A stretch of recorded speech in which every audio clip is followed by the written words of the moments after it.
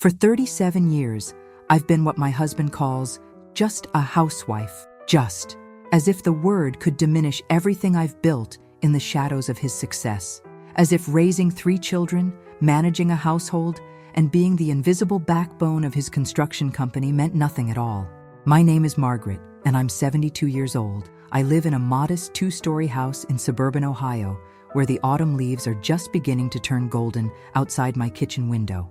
The same kitchen where I've prepared thousands of meals, hosted countless business dinners for Robert's clients, and listened to him boast about deals I helped him secure through my connections and quiet counsel.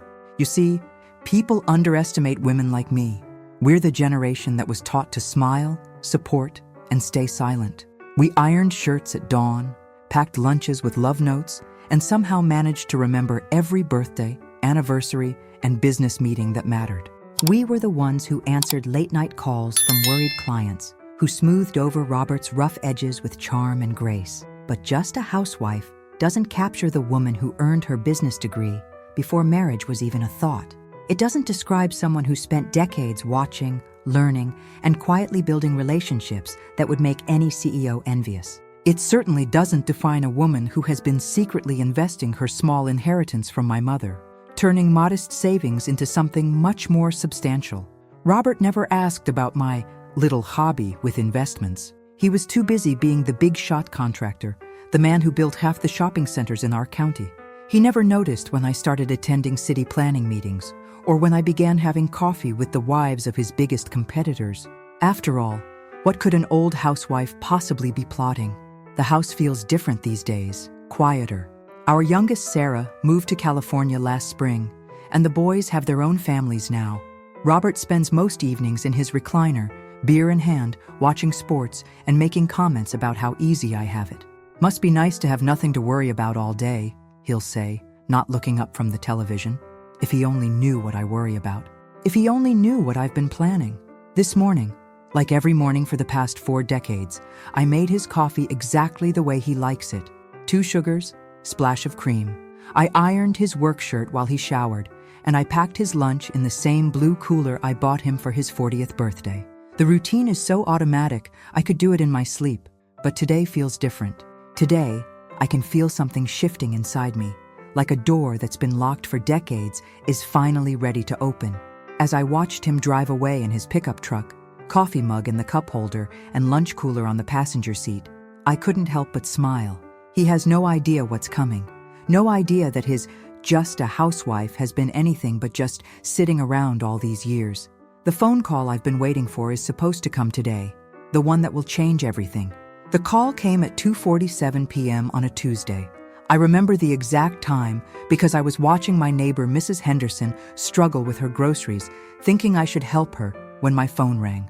Margaret, it's Linda from the bank. Linda Morrison had been our loan officer for 15 years. Sweet girl, always professional. I'm calling about Robert's loan application for the new equipment. There seems to be some confusion. My heart stopped. What kind of confusion? Well, he listed you as a co-signer, but when I called to verify your employment status for the paperwork, he laughed and said you were just a housewife with no real income or assets. He told me not to bother including you on any financial documents because you don't contribute anything meaningful to the household finances. The words hit me like a physical blow. Just a housewife, no real income, don't contribute anything meaningful. I'm sorry, Margaret. I probably shouldn't have called, but I've known you both for so long, and it just seemed wrong somehow. You've always been so involved in the business discussions when you both came in. After I hung up, I sat in my kitchen for an hour, staring at the wallpaper I'd hung myself 20 years ago. The same wallpaper Robert had complained about, saying it was too fancy for a simple contractor's house. The same wallpaper I'd paid for with money I'd saved from my grocery budget, cutting coupons and shopping sales for months. That evening, Robert came home in a particularly good mood. He'd apparently secured the loan for his new excavator, the one that would help him bid on bigger commercial projects. You know what Linda Morrison asked me today? He said, loosening his tie and reaching for a beer. She wanted to include you on the loan paperwork. Can you imagine? I told her you're just a housewife. What would you know about business finances? He laughed, actually laughed. I mean, no offense, Maggie, but you've never had a real job. You don't understand how money works in the real world. This equipment loan is serious business, not household budgeting." I continued stirring the pot roast, my hands surprisingly steady. "Of course, dear. You know best." "Exactly. That's why our marriage works so well. You handle the house stuff, I handle the important decisions. It's a good system." That night, after Robert fell asleep watching the late news, I went to my small desk in the corner of our bedroom.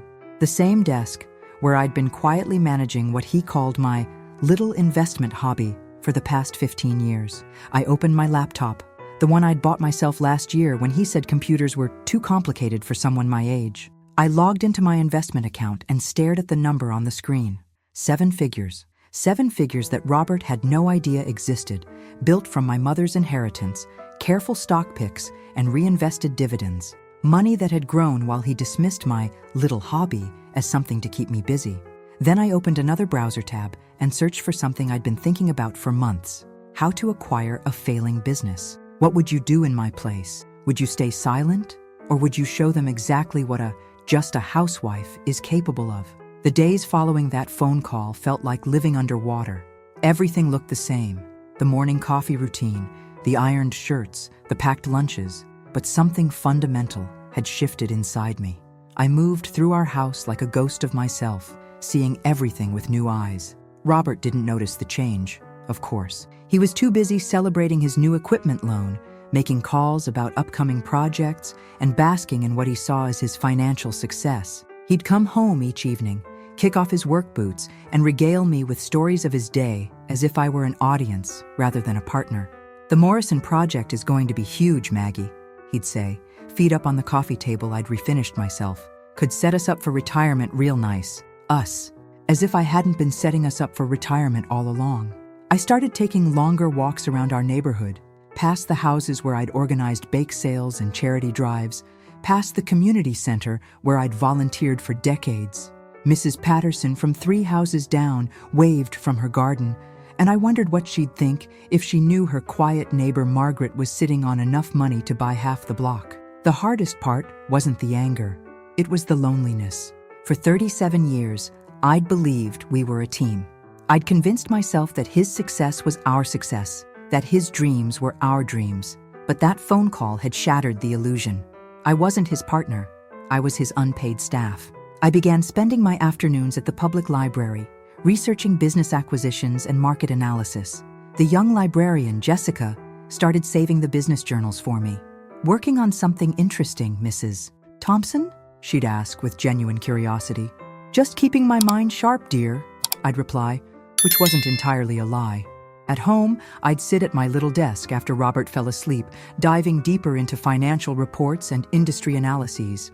I learned about cash flow problems, market saturation, and competitive positioning.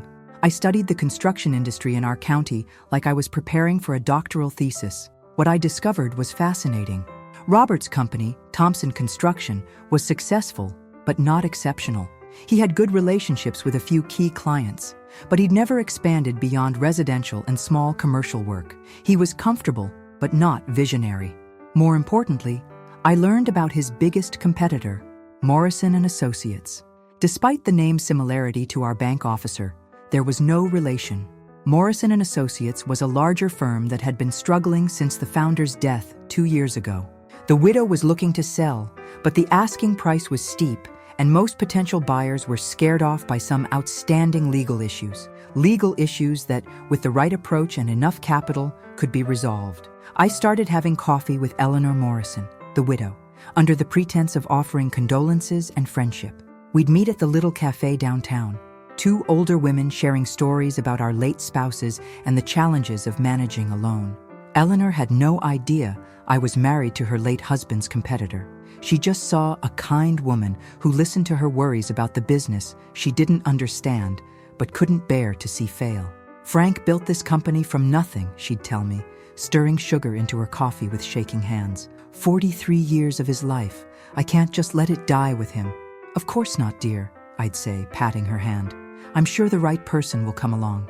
The right person. If only she knew she was looking at her. Each night, as I listened to Robert snore beside me, I felt something growing inside me. Not just anger, but purpose. For the first time in decades, I had a goal that was entirely my own. A plan that had nothing to do with supporting someone else's dreams. The Just a Housewife was about to become something else entirely.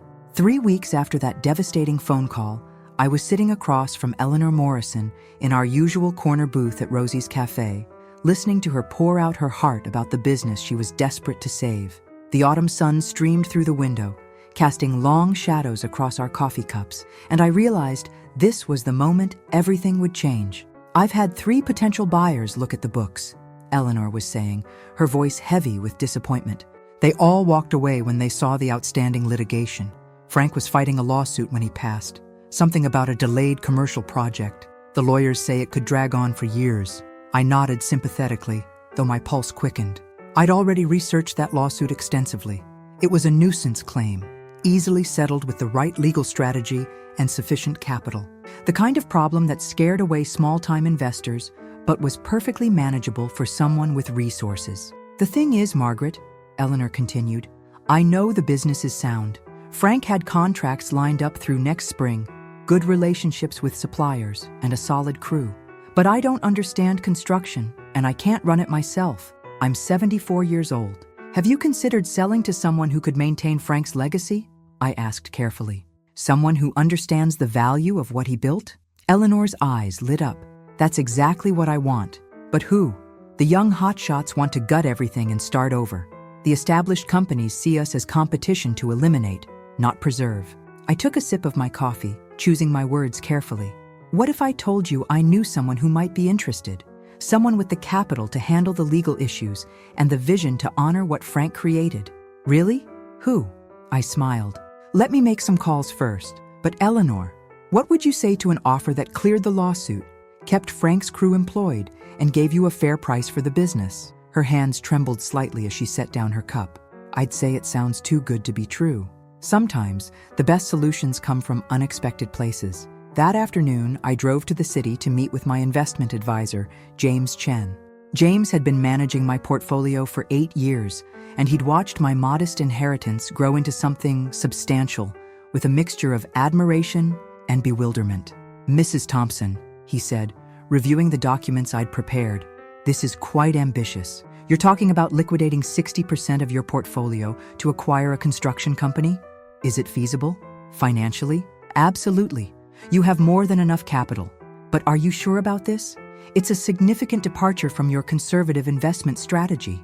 I thought about Robert's dismissive laughter, about 37 years of being just a housewife, about all the business dinners where I'd smiled and served, while the men made deals I could have structured better myself. "James, I've never been more sure of anything in my life." The paperwork took 2 hours. By the time I drove home, the sun was setting over the Ohio countryside, painting the sky in shades of gold and crimson.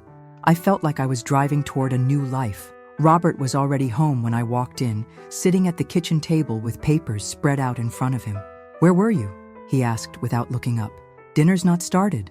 I had coffee with a friend. I'll get dinner going now." "Good. I've got the Morrison project proposal to finish tonight. This could be the biggest contract we've ever landed." I started pulling ingredients from the refrigerator, my movements automatic after decades of practice. "The Morrison project? Yeah, some big commercial development. If I get this, we'll be set for the next 2 years. Course, it'll mean longer hours, more equipment rentals, but that's business. You wouldn't understand the complexities." I seasoned the chicken, my hands steady despite the irony of the moment. Tomorrow, I would own Morrison and Associates. Tomorrow, Robert would unknowingly be bidding for a contract from his own wife's company. "You're right, dear," I said, sliding the pan into the oven. I wouldn't understand, but as I set the timer and began preparing the vegetables, I couldn't help but smile. Soon, Robert Thompson would discover exactly how much this just a housewife understood about business. The question was, what would you do when the person who underestimated you suddenly needed your approval for everything they'd taken for granted? The acquisition of Morrison and Associates was finalized on a crisp October morning. I signed the papers in James Chen's downtown office while Robert was at home, probably wondering why his breakfast was 15 minutes late. Eleanor Morrison cried when I handed her the check, tears of relief and gratitude that her husband's legacy would continue. "I don't know how to thank you, Margaret," she said, clutching my hands. You're an angel." If only she knew this angel had wings made of pure determination and a halo forged from decades of underestimation. The legal issues were resolved within a week. My new attorney, Patricia Williams, a sharp woman in her 50s who reminded me of myself, handled the settlement negotiations with surgical precision. The plaintiff accepted our offer immediately, probably shocked that someone was finally taking them seriously.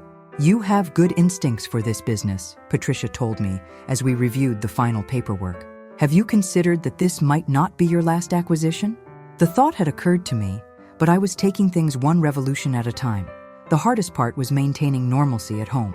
Robert continued his evening monologues about business challenges and opportunities, completely oblivious that his wife now owned the company he'd been trying to outbid for major contracts. I'd nod and make appropriate sounds while mentally reviewing Morrison & Associates' project pipeline and employee roster. Frank Morrison had built something impressive. The company had 12 full-time employees, including 2 project managers with engineering degrees and a foreman who'd been with the company for 20 years. Their equipment was well maintained, their safety record was spotless, and their client satisfaction ratings were exceptional. Most importantly, they had something Robert's company lacked: vision. Frank had been positioning Morrison & Associates to handle larger commercial projects, sustainable building practices, and municipal contracts. Robert was still thinking small-time residential work and basic commercial builds. I scheduled my first official meeting with the Morrison team for a Thursday morning, telling Robert I was going to the city for a doctor's appointment. The conference room at Morrison & Associates felt like stepping into my future. Polished table, detailed project charts on the walls, and a team of professionals who had no idea their new owner was a 72-year-old housewife. "Mrs. Thompson," said David Martinez, the senior project manager, "we're grateful you decided to keep the team intact. We were worried about layoffs." "Frank Morrison built something special here," I replied, settling into the chair at the head of the table. "My goal is to honor that legacy while positioning the company for growth." For the next 2 hours, we reviewed active projects, upcoming bids, and long-term strategic opportunities. These men and women spoke my language, the language of business I'd been learning in secret for decades. They had no idea I'd been married to their biggest competitor for 37 years. "There's one project I want to discuss specifically," I said, pulling out a folder I'd prepared. "The Riverside commercial development. I understand Thompson Construction is also bidding on this." David nodded. "Robert Thompson's been undercutting prices in the market for years. Good quality work, but he thinks small. This project needs someone who can handle the scope and timeline. What would you say to submitting a bid that showcases our superior capabilities while remaining competitive?" I'd say that sounds like exactly what Frank would have wanted. That evening, Robert came home excited about his Riverside bid submission. "I think I've got a real shot at this one, Maggie. The profit margin won't be huge, but it'll keep us busy through next summer." I served his pot roast and listened to him explain his strategy, a strategy I now knew was inadequate compared to what Morrison & Associates was preparing. The irony was delicious, though I kept my expression neutral. "That sounds wonderful, dear," I said, refilling his water glass. But inside, I was calculating. In 2 weeks, Robert would learn that his bid had been rejected in favor of Morrison & Associates. He'd probably blame politics or unfair competition, never imagining that his "just a housewife" had outmaneuvered him with superior planning and execution. The woman who had spent decades making his coffee and ironing his shirts was about to teach him his first lesson in real business competition. And this was only the beginning. The call came on a Wednesday afternoon while Robert was installing kitchen cabinets at the Henderson house. I was in my new office at Morrison & Associates, reviewing quarterly projections with my accountant, when my personal phone buzzed. "Maggie?" Robert's voice was strained, confused. "I just got a call from the Riverside project. They went with Morrison & Associates." I set down my pen carefully, my heart racing despite my outward calm. "Oh no, honey. I'm sorry to hear that. I don't understand it. My bid was competitive, my timeline was reasonable.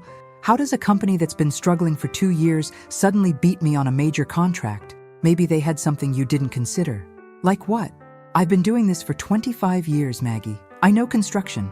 Through my office window, I could see David Martinez coordinating with our equipment manager about the Riverside project timeline. The same project Robert was lamenting losing to a company he'd always considered inferior. "I'm sure another opportunity will come along," I said, the words feeling strange in my mouth. That's not the point. Something's not right here. Morrison and Associates was barely staying afloat after Frank died.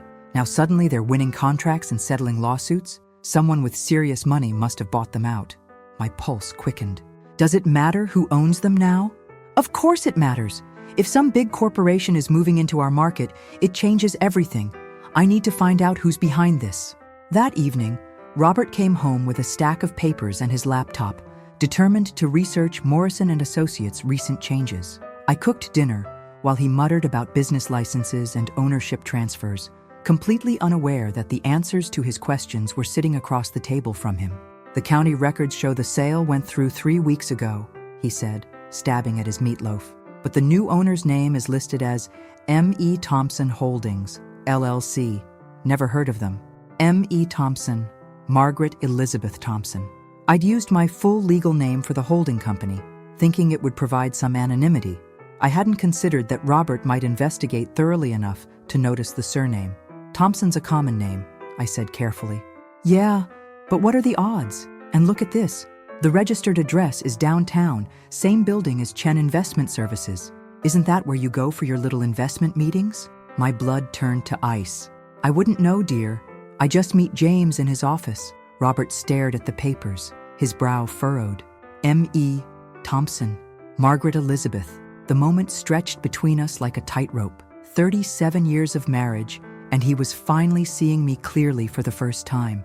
I could see the pieces clicking together in his mind. My mysterious doctor's appointments, my increased interest in business news, my calm reaction to his lost contract. Maggie, he said slowly, his voice barely above a whisper. What did you do? I set down my fork and looked directly into his eyes. I bought Morrison and Associates.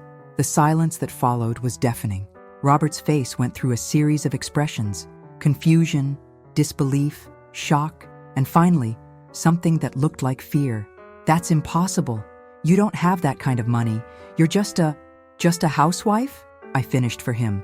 The same housewife who's been investing successfully for 15 years while you dismissed it as a hobby? The same housewife who turned her mother's modest inheritance into enough capital to buy your biggest competitor? Robert's face had gone pale. How much money are we talking about? Enough to settle their lawsuit, upgrade their equipment, and win the Riverside contract with a superior bid. But why? Why would you do this behind my back? I stood up slowly, feeling the weight of decades lifting from my shoulders. Because 3 weeks ago, you told our bank officer that I was just a housewife with no real income or assets. You said I didn't contribute anything meaningful to our household finances. You laughed at the idea of including me on a loan application. Robert's mouth opened and closed like a fish gasping for air. So I decided to show you exactly what this just a housewife is capable of. I bought your competition, Robert, and I'm going to run it better than you ever ran yours. The man who had dismissed me for 37 years was finally seeing his wife for who she really was, and the look in his eyes told me he was terrified of what came next. The news spread through our small Ohio town like wildfire in a drought. By Friday morning, everyone knew that Margaret Thompson, quiet, unassuming Margaret who organized church bake sales and volunteered at the library, had bought Morrison and Associates and outbid her own husband for the biggest commercial contract in the county. The phone started ringing at 6 a.m. Margaret, honey, is it true? That was my neighbor, Mrs. Patterson, her voice breathless with excitement. Did you really buy Frank Morrison's company? It's true, Helen. Well, I'll be damned. Good for you, sweetheart. That husband of yours has been taking you for granted for years. The calls kept coming. Friends, neighbors, even people I barely knew wanted to congratulate me or ask how I'd managed such a thing. The most surprising call came from Linda Morrison at the bank. Mrs. Thompson, I hope you don't mind me calling, but I had to tell you how impressed I am. When Robert dismissed you so casually during that loan application, I knew there was more to you than he realized. I just never imagined how much more. Thank you, Linda. That means a lot. If you ever need banking services for Morrison and Associates, I'd be honored to work with you. Robert, meanwhile, had barely spoken since Wednesday night's revelation. He'd gone to work Thursday morning in a daze, come home for dinner in silence, and spent the evening staring at the television without really watching. I could practically see the gears turning in his head as he tried to process this new reality. Friday evening, he finally broke. "I need to understand something," he said, standing in the kitchen doorway while I prepared dinner. "How long have you been planning this?" "Planning what, specifically?" "Don't play games with me, Margaret. How long have you been plotting to humiliate me like this?" I turned from the stove to face him fully. "I wasn't plotting anything, Robert. I was building something. There's a difference." "Building what? A way to destroy my business? A way to make me look like a fool in front of the whole town?" I was building a life where I'm not invisible, where my contributions matter, where I'm not dismissed as just a housewife who doesn't understand money. Robert ran his hands through his graying hair. "But we're married, Maggie. We're supposed to be a team. If you had this kind of money, why didn't you invest it in our company? Why didn't you help me expand instead of buying my competition?" The question hung in the air between us, and I realized this was the moment of truth, the moment where I could either retreat back into the shadows or step fully into the light. "Because you never asked me to be your partner, Robert. You asked me to be your support staff. There's a difference. That's not fair, isn't it? When was the last time you asked my opinion about a business decision? When did you ever consider that I might have ideas worth hearing? You've spent 37 years treating me like a pleasant accessory to your life, not a participant in it."